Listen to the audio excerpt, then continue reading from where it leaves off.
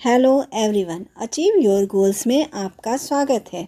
आज के इस वीडियो में मैं आपके लिए लाई हूँ हिंदी में कारक टॉपिक। कारक से प्रतियोगी परीक्षाओं में सामान्य हिंदी में ज़रूर प्रश्न पूछे जाते हैं। आज के इस वीडियो में मैंने उन्हीं प्रश्नों को लिया है जो एग्ज़ाम में बार बार पूछे जाते हैं। तो शुरू करते हैं आज का वीडियो। क्वेश्चन नंबर 1 है, हिंदी में कुल कितने कारक होते हैं? ऑप्शन है ए 4, बी 5, सी 7 और डी 8। कितने कारक होते हैं? इसका सही आंसर क्या है? ऑप्शन डी, 8 कारक होते हैं। कौन कौन से? कर्ता, कर्म, करण, संप्रदान, अपादान, संबंध, अधिकरण और संबोधन। क्वेश्चन नंबर 2 से विभक्ति निम्न में से किस कारक के लिए प्रयुक्त होता है? ऑप्शन ए कर्ता, बी कर्म, सी संप्रदान और डी करण। यहाँ आंसर क्या होगा? ऑप्शन डी करण। करण कारक की विभक्ति क्या है? से है। और विभक्ति को और क्या कहते हैं? परसर्ग भी कहते हैं। और से का अर्थ जब किसी चीज़ से के द्वारा जब काम किया जाता है तो से आता है, तो वहाँ पर करण कारक होता है। जबकि जब किसी चीज़ से कोई चीज़ अलग होती है तो वहाँ पर अपादान कारक होता है। क्वेश्चन नंबर 3, पर विभक्ति निम्न में से किस कारक के लिए प्रयुक्त होता है? ऑप्शन ए संप्रदान, बी अपादान, सी संबंध और डी अधिकरण। इसका सही आंसर है ऑप्शन डी, अधिकरण कारक की विभक्ति है पर। पर के साथ और क्या है? में और पर विभक्ति अधिकरण कारक की होती है।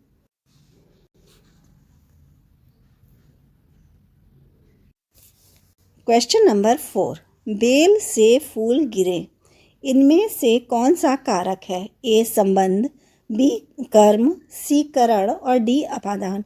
अभी मैंने बताया, जब से का प्रयोग किसी चीज़ से अलग होने के लिए हो तो वहाँ पर अपादान कारक होता है, और जब किसी चीज़ के द्वारा कोई काम होता है तो वहाँ पे करण कारक होता है। जैसे चाकू से, कलम से लिख रही है, चाकू से काट रही है, तो वहाँ पे करण कारक होगा। और जहाँ पर किसी चीज़ से कोई चीज़ अलग हो रहा है, पत्ता गिर रहा है पेड़ से, यहाँ पे क्वेश्चन है बेल से फूल गिर रहे हैं, तो यहाँ पर क्या होगा? अपादान कारक होगा, ऑप्शन डी। क्वेश्चन नंबर 5, अरे आप यहाँ कब आए, इसमें कौन सा कारक है? ऑप्शन ए संबंध, बी कर्म, सी संबोधन और डी संप्रदान। इसका सही आंसर क्या होगा? ऑप्शन सी संबोधन। हे अरे शब्द जब आता है तो वो संबोधन कारक होता है, तो ऑप्शन सी सही होगा। क्वेश्चन नंबर 6, भिखारी को रोटी दो, वाक्य में को कौन सा कारक है? ऑप्शन है ए कर्म, बी संप्रदान, सी करण और डी अपादान। इसका सही आंसर क्या होगा? ऑप्शन ए कर्म। भिखारी को रोटी दो, भिखारी क्या है? कर्म है और उसके साथ को लगा हुआ है, तो ये जो है कर्म कारक होगा। आंसर होगा ऑप्शन ए कर्म कारक। कारक के प्रश्नों को सॉल्व करने के लिए आपको कारक और विभक्ति को याद रखना ज़रूरी है। और ये जो है एक जैसे पहाड़ा याद किया जाता है, टेबल याद करते हैं लोग, वैसे आपको लर्न करना पड़ेगा। जैसे बोला जाता है कर्ता ने लगा है तो कर्ता है, कर्म को कर्म लगा है तो को लगा है तो वो कर्म है। करण से जब के द्वारा किसी चीज़ के द्वारा काम होता है तो करण से। तो ऐसे ही आप क्या याद करेंगे? कर्ता ने, कर्म को, करण से, संप्रदान को के लिए, अपादान से, संबंध का, की के, अधिकरण में, पर, संबोधन हे अरे। अगर ये आपको याद हो गया तो आप कोई भी कारक से संबंधित प्रश्न कर सकेंगे। क्वेश्चन नंबर 7, पेड़ से फल गिरा, वाक्य में प्रयुक्त कारक है। यहाँ पेड़ से फल अलग हो रहा है तो से दो कारक की विभक्ति है, एक करण की और एक अपादान की। अपादान में से अलग होता है। यहाँ पे क्या ऑप्शन है? ए संप्रदान है, बी अधिकरण है, सी अपादान है और डी करण है। यहाँ पे अपादान और करण दोनों कारक दे दिए गए हैं। तो आप अपना कन्फ्यूजन कैसे दूर करेंगे कि पेड़ से फल गिरा, पेड़ से फल अलग हुआ है, तो यहाँ पर अपादान कारक होगा। क्वेश्चन नंबर 8, कुदाली से खोदता है। इस वाक्य में प्रयुक्त कारक है ए करण, बी कर्म, सी अपादान और डी संबंध। अब यहाँ पर देखिए कुदाली से खोदता है, कुदाली के द्वारा खोदता है, तो इसलिए यहाँ पे कौन सा कारक होगा? ऑप्शन क्या क्या दिए हुए हैं? ए करण, बी कर्म, सी अपादान और डी संबंध। यहाँ करण कारक भी दिया हुआ है और अपादान भी दिया हुआ है, लेकिन करण कारक में जब किसी चीज़ के द्वारा कोई काम होता है तो वो होता है, और अपादान में अलग होने से संबंधित से होता है। तो यहाँ आंसर क्या होगा? Option A Karan. Question number 9, में विभक्ति चिन्ह किस कारक का है? ऑप्शन ए संप्रदान, बी अधिकरण, सी संबंध और डी कर्म। इसका सही आंसर क्या होगा? ऑप्शन बी अधिकरण। अगर आपको कर्ता ने कर्म को करण से, संप्रदान के लिए अपादान से, संबंध का की के, अधिकरण में पर संबोधन हे अरे याद है तो आप तुरंत लगा लेंगे कि में जो है वो अधिकरण कारक की विभक्ति है। क्वेश्चन नंबर 10, हे अरे ओ विभक्ति चिन्ह किस कारक का है? ऑप्शन है ए संप्रदान, बी अधिकरण, सी संबंध और डी संबोधन। इसका आंसर क्या होगा? हम हे अरे कब बोलते हैं? जब किसी को संबोधित करते हैं, तो संबोधन कारक होगा, ऑप्शन डी। क्वेश्चन नंबर 11, का की के विभक्ति चिन्ह का कारक है? ऑप्शन ए संप्रदान, बी अधिकरण, सी संबंध और डी संबोधन। किसका है? ऑप्शन सी संबंध में का की के आता है, विभक्ति उसकी है संबंध की। क्वेश्चन नंबर 12, अलग होने के अर्थ में किस कारक का प्रयोग किया जाता है? ऑप्शन ए संप्रदान, बी अपादान, सी संबंध और डी संबोधन। इसका सही आंसर क्या होगा? ऑप्शन बी अपादान।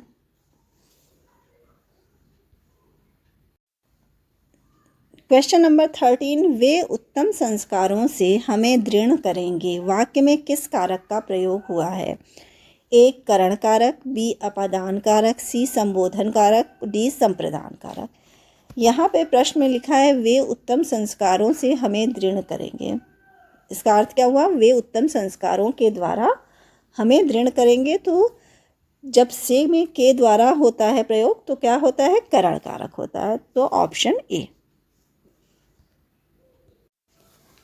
क्वेश्चन नंबर 14, वह अपने भाग्य को सराहता रहा। वाक्य में किस कारक का प्रयोग हुआ है? ऑप्शन है ए संप्रदान, बी अपादान, सी संबंध और डी कर्म कारक। इसका सही आंसर क्या है? ऑप्शन डी कर्म कारक। क्वेश्चन नंबर 15, वह धरती पर गिर पड़ा। वाक्य में किस कारक का प्रयोग हुआ है? ऑप्शन ए संप्रदान, बी अधिकरण, सी संबंध और डी संबोधन।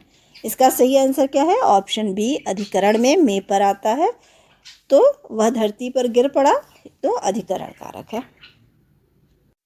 क्वेश्चन नंबर 16, श्याम ने किताब पढ़ी।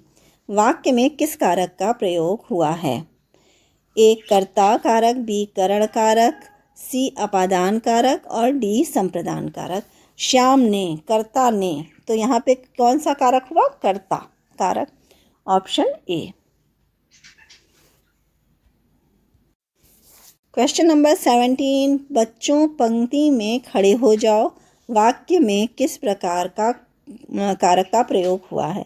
ए संप्रदान, बी अधिकरण, सी संबंध और डी संबोधन। इसमें सही आंसर क्या होगा? ऑप्शन डी संबोधन कारक। बच्चों जो वो है पंक्ति में खड़े हो जाओ, ये जो है बच्चों को संबोधित किया जा रहा है, तो ये संबोधन कारक है। क्वेश्चन नंबर 18, पेन टेबल पर रखा है। वाक्य में कौन सा कारक है? ऑप्शन ए संप्रदान, बी अधिकरण, सी संबंध और डी संबोधन। सही आंसर क्या है? बी अधिकरण। क्वेश्चन नंबर 19, रवि पेड़ से गिर पड़ा। वाक्य में किस कारक का प्रयोग हुआ है? ऑप्शन ए संप्रदान, बी अधिकरण, सी अपादान और डी संबोधन। यहाँ आंसर क्या होगा? ऑप्शन सी अपादान। क्वेश्चन नंबर 20, गीता हाथ से मारती है में कौन सा कारक है? ऑप्शन ए कर्ता, बी अपादान, सी अधिकरण, डी करण। इसका सही आंसर क्या होगा? ऑप्शन डी करण। क्वेश्चन नंबर 21, कारक चिन्हों को यह भी कहा जाता है। ए अव्यय, बी संज्ञा चिन्ह, सी परसर्ग और डी संयोजक। इसका सही आंसर क्या है? ऑप्शन सी परसर्ग। क्वेश्चन नंबर 22, तोता डाली पर बैठा है वाक्य में कारक है। ए संप्रदान, बी करण, सी अधिकरण, डी कर्ता। सही आंसर क्या है? ऑप्शन सी अधिकरण। क्वेश्चन नंबर 23, वृक्ष से पत्ता गिरता है वाक्य में कौन सा कारक है? ऑप्शन ए अधिकरण, बी कर्म, सी अपादान, डी करण। इसका सही आंसर क्या होगा? ऑप्शन सी अपादान। क्वेश्चन नंबर 24, मैं बालकनी में बैठा था वाक्य में कौन सा कारक है? ऑप्शन ए कर्ता, बी करण, सी अधिकरण, डी संप्रदान। इसका सही आंसर है ऑप्शन सी।